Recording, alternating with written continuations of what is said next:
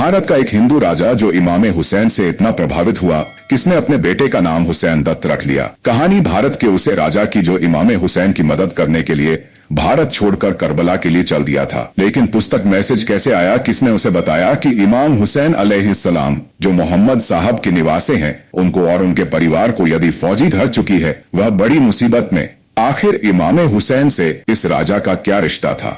क्यों एक हिंदू राजा एक मुस्लिम को बचाने के लिए निकल पड़ा था? कहानी बेहद दिलचस्प और रोचक है।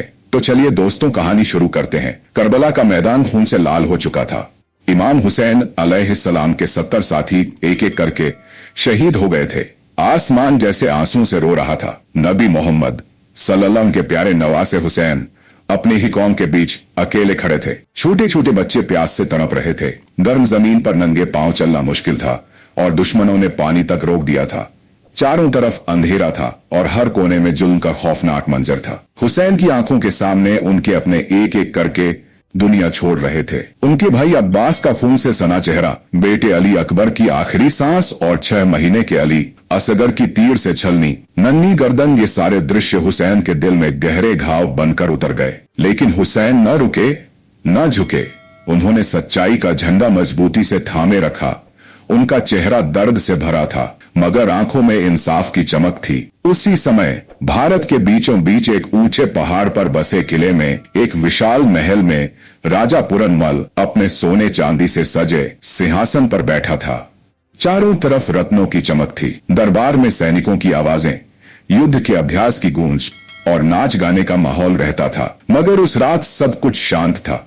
राजा के मन में एक अजीब सी बेचैनी थी, जैसे कोई अनजाना डर उसे घेरे हुए था। उसे नींद नहीं आ रही थी। वह बार बार पलट रहा था। रात के तीसरे पहर में राजा को गहरी नींद आ गई। नींद में उसे एक अजीब सपना दिखा। एक चमकती रोशनी उसके महल में दाखिल हुई।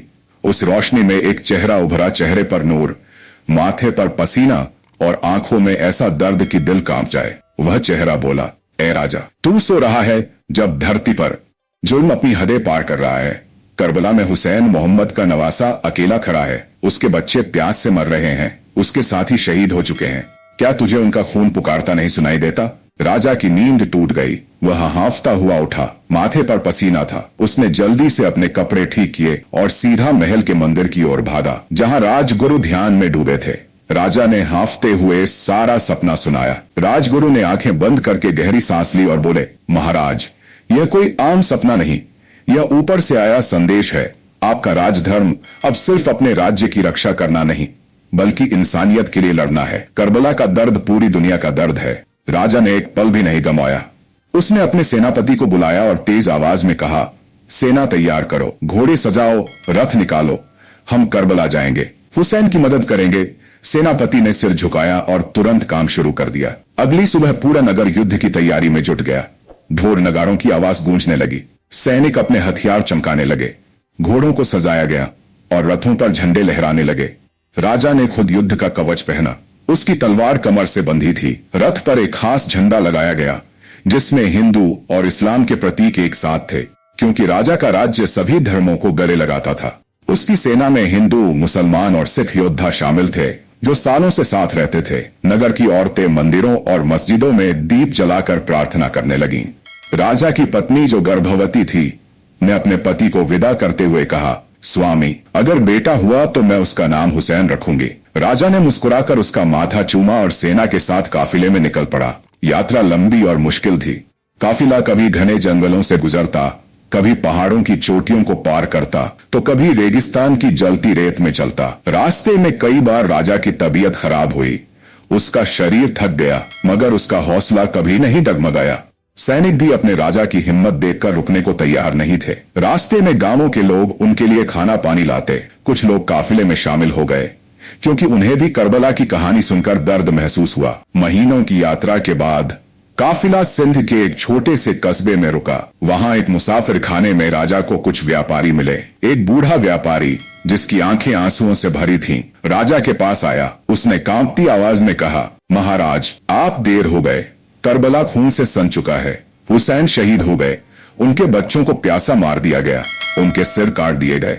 राजा का दिल जैसे रुक गया। उसका चेहरा पीला पड़ गया। वह चुपचाप घोड़े से उतरा और जमीन पर घुटनों के बल बैठ गया। उसने एक मुट्ठी मिट्टी उठाई और अपने माथे से लगा ली। उसके सैनिक भी खामोश थे।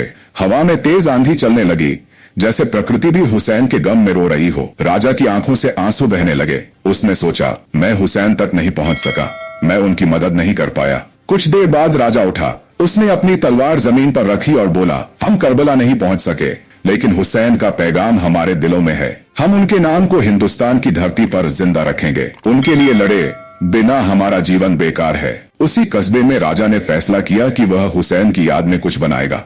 उसने वहां एक छोटा सा स्मारक बनवाया, जहां लोग इमाम हुसैन की शहादत को याद कर सकें। उस स्मारक पर लिखवाया गया, यहाँ हुसैन का नाम हमेशा जिंदा रहेगा। राजा ने अपने सैनिकों से कहा, हर साल हम यहाँ आएंगे, हुसैन की शहादत को याद करेंगे और यह कसम लेंगे कि जहाँ जुल्म होगा हम हुसैन की तरह खड़े होंगे। सिंध से लौटने के बाद राजा पुरनमल बदल गया। उसने अपने सोने का ताज उतार दिया और काले कपड़े पहनने शुरू कर दिए।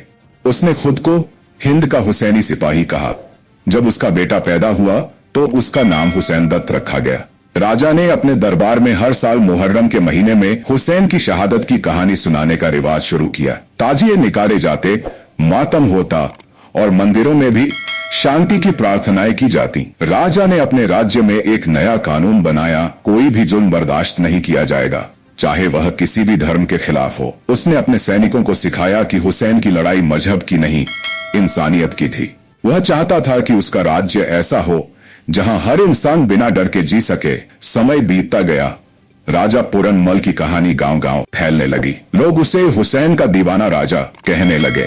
बूढ़े बुजुर्ग जब रात को आग के पास बैठकर कहानियां सुनाते तो बच्चे पूछते, दादाजी वो राजा कौन था जो करबला जाना चाहता था? बुजुर्ग जवाब देते, वो था राजा पुरनमल। वह करबला नहीं पहुंच सका, मगर उसके दिल में हुसैन बस गए थे। राजा के बनाए स्मारक पर आज भी लोग आते हैं। मुहर्रम के दिन वहां मेला लगता है। हिंदू, मुसलमान, सिख सब मिलकर हुसैन की शहादत को याद करते हैं। उस स्मारक के पास एक पुराना पीपल का पेड़ है, जिसके नीचे लोग दीप जलाते हैं। कहते हैं जब हवा चलती है तो पेड़ की पत्तियां हुसैन का नाम पुकारती हैं। करबला का दर्द आज भी जिंदा है। वह दर्द मजहब का नहीं, इंसानियत का है। राजा पुरनमल की कहानी हमें सिखाती है कि सच्चाई और इंसाफ की लड़ाई कभी खत्म नहीं होती, चाहे कितना भी समय बीत जाए। हुसैन का नाम और उनकी कुर्बानी हर उस दिल में जिंदा रहेगी जो जुल्म के खिलाफ खड़ा होने की हिम्मत रखता है।